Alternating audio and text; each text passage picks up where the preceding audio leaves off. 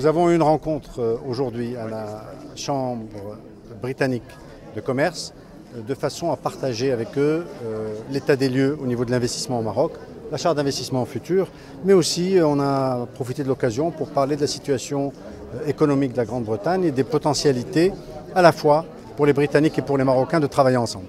Nous avons de vrais boulevards de collaboration entre nos deux pays et c'est pour ça que je tenais à rencontrer aujourd'hui nos amis britanniques pour partager avec eux les pistes de développement conjointes.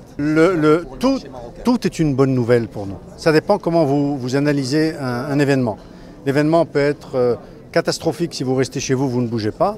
Et si vous l'analysez, vous regardez quelles sont les potentialités, il peut être exceptionnel. Celui-là est exceptionnel parce que la Grande-Bretagne aura probablement à trouver des partenaires qui, eux, ont des accords de libre-échange, qui, eux, ont des relations, des positions géographiques intéressantes.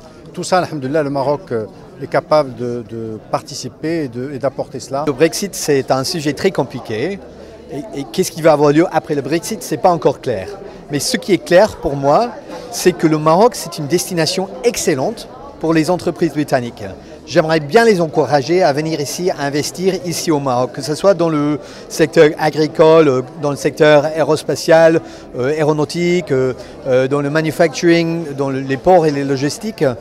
Moi, je vais faire tout ce que je peux pour encourager les entreprises britanniques à ce qu'ils viennent ici et aussi pour encourager les entreprises marocaines à ce qu'ils aillent au Royaume-Uni. Je peux vous assurer que je vais faire tout ce que je peux pour encourager une augmentation du commerce bilatéral entre les deux pays. Chaque fois qu'il y a un charte ou une nouvelle loi qui aide les investisseurs, c'est une bonne nouvelle. Il doit se faire en coopération, en coordination avec les entreprises. À mon avis, l'idée d'un charte, c'est une excellente idée. Nous avons invité aujourd'hui Monsieur le ministre, Moulay Hafid El-Alami, pour nous parler de la nouvelle charte de l'investissement.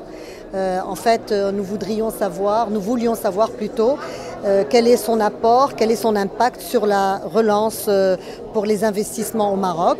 Et puis nous avons eu quand même un regard croisé entre tout ce qu'on a pu faire en termes d'investissement britannique, du fait qu'il y a eu le Brexit, etc., par rapport aux investissements marocains.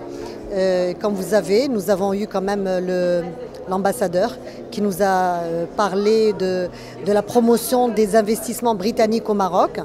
Et il vous a bien dit, il a annoncé le chiffre. Nous sommes quand même, la Grande-Bretagne est le 3e investisseur au Maroc.